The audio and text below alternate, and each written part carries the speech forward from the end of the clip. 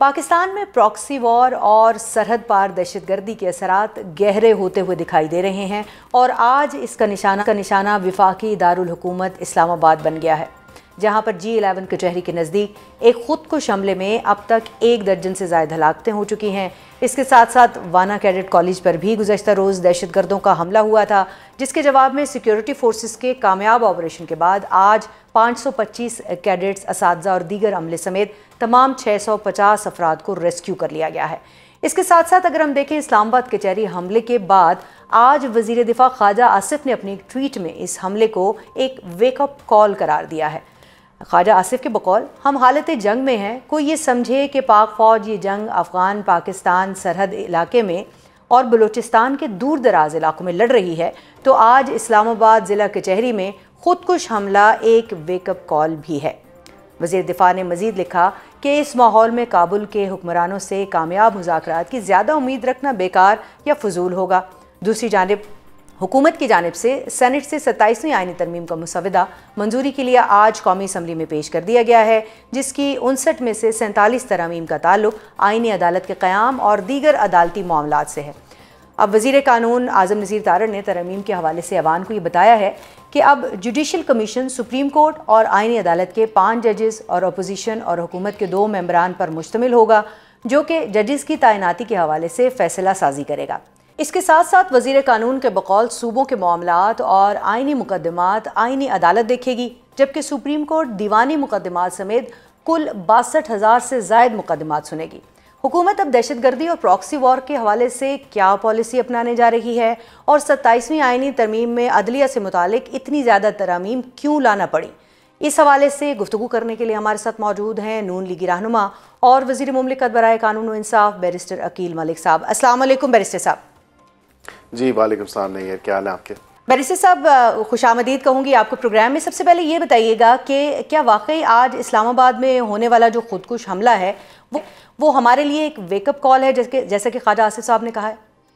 जी बिस्मिल्लाहिर्रहमानिर्रहीम। नहीं है, बिल्कुल मैं समझता हूँ कि ये एक वेकअप कॉल है। हमें अब रियलाइज़ और रिकग्नाइज़ करना पड़ेगा कि हमारे मुल्क में जो दहशतगर्दी की लहर है, इस नासूर से जो जान छुड़ानी है, वो इस हवाले से तमाम सूबों को मिल के काम करने की ज़रूरत है।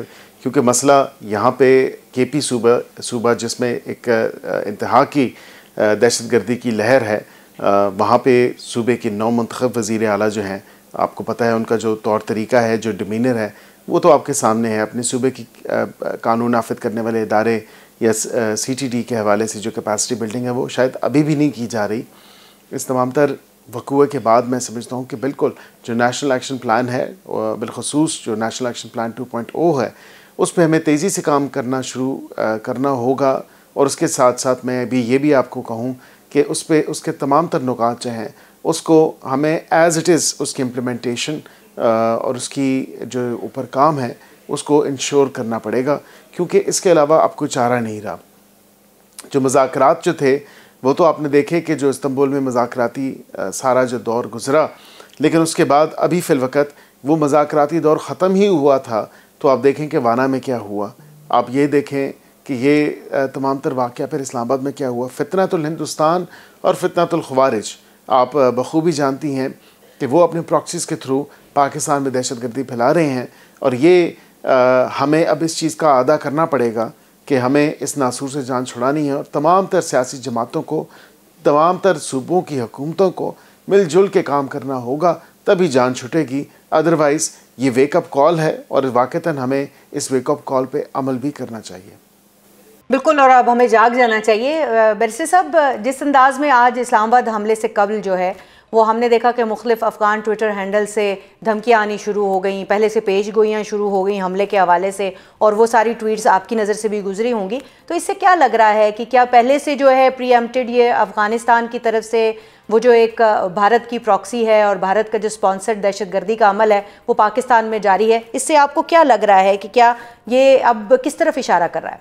देखिए, जिस तरह मैंने अभी आपको अर्ज़ किया कि फितनतुल ख़वारिज और फितनतुल हिंदुस्तान जो है, उनका आपस में जो गठजोड़ है इस हवाले से, और अफ़गानिस्तान को बतौर प्रॉक्सी यूज़ कर रहे हैं। वहाँ पे मुख्तलिफ़ ग्रुप्स जो हैं, जिसमें ISKP, TTP, TTA और FAK, ये मुख्तलिफ़ ग्रुप्स हैं जिनकी पुश्त बनाई जो है अफ़गान तालिबान भी कर रहे हैं, वहाँ पे जो रजीम है, लेकिन उसके साथ साथ फितनतुल हिंदुस्तान जो है वो उनको सारी सपोर्ट लेंड कर रहा है इस तमाम तरह हवाले से। तो हमें वाक़तन जो है बड़े चौकन्ना होकर रहना पड़ेगा इस तमाम तर मामले को देखते हुए। और उसके साथ साथ वो कहते हैं, जिस तरह बरतानिया में मुझे याद है कि जिस तरह हमें बतौर शहरी हमारे पे ज़िम्मेदारी भी आती है, बतौर पाकिस्तानी में भी ज़िम्मेदारी आती है। और बरतानिया में जब टेररिस्ट अटैक्स हुए थे तो उसके बाद उन्होंने एक कैंपेन चलाई थी, सी समथिंग से समथिंग।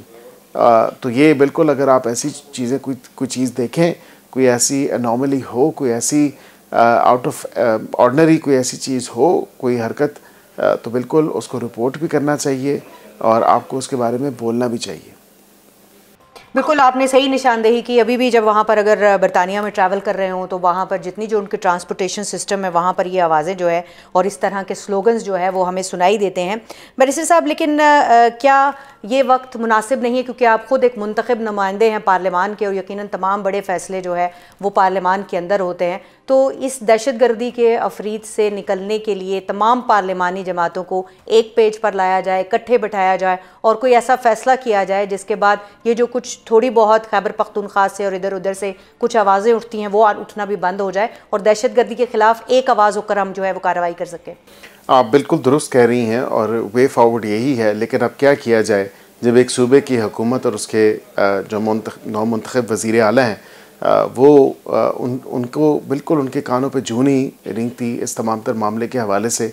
वज़ीर आज़म उनको बुलाते हैं, वो फ़ाइनेंस के एडवाइज़र को भिजवा देते हैं, ख़ुद वो मीटिंग में नहीं आते। वो कहते हैं पहले मैंने मशावरत करनी है, फिर अडयाला जाके अडयाला के बासी से, फिर उसके बाद जाके मैंने तमाम तर मामला करना है। ऐसा तो नहीं होता। देखिए, गवर्नेंस जो है, जो लॉ एंड ऑर्डर सिचुएशन है, वो सूबे के वज़ीर आला की अवलीन ज़िम्मेदारी है। हमसे जो वफाक से सपोर्ट चाहिए बिल्कुल हम देने के लिए तैयार हैं, लेकिन इसमें कोई ऐसी सियासी या पॉलिटिकल बात नहीं होनी चाहिए। इस तमाम तर मामले के ऊपर बनैसुल कौम हमें जो है वो एक्शन लेना होगा और हमें अपना वे फॉरवर्ड जो है एक मुनज़्ज़म तरीके से आगे बढ़ना होगा, ना कि हम तफरकों में बंट जाएं। या अगर खैबर पख्तूनख्वा के वज़ीर आला की तरफ से ये रविश जो है और ये जो ऐलान उनकी जानिब से आया है वो बरकरार रहा, से नो टू ऑपरेशन, तो फिर उस सूरत में वफाक के पास और सिक्योरिटी इदारों के पास क्या ऑप्शन बचती है? देखिए, इंटेलिजेंस बेस्ड ऑपरेशन, और बिल्कुल वो अगर कहते हैं कि से नो टू ऑपरेशंस, ऐसी तो बात नहीं है। बात तो ये है कि पाकिस्तानी वो तो ऐवान में खड़े होकर ये ऐलान कर चुके हैं। जी, मैं यही कह रहा हूँ कि उनके कहने के बावजूद हमें अपने शहरी, जो कि पाकिस्तानी शहरी हैं सबसे पहले, वो खैबर पख्तूनख्वा के बासी बाद पहले से हम सब पाकिस्तानी हैं बशमूल उनके, तो हमें उनकी प्रोटेक्शन, उनकी सेफ्टी, उनकी सिक्योरिटी जो है वो सबसे ज़्यादा अजीज है। और हम दहशतगर्दी के नासूर से जान छुड़ाने के लिए हमारी कानून नाफिज करने वाले इदारे हैं, आर्म फोर्सेस हैं, दीगर हैं, जो जिस तरह से हमें सपोर्ट चाहिए वफाक के थ्रू हम बिल्कुल कर रहे हैं और हम करते रहेंगे।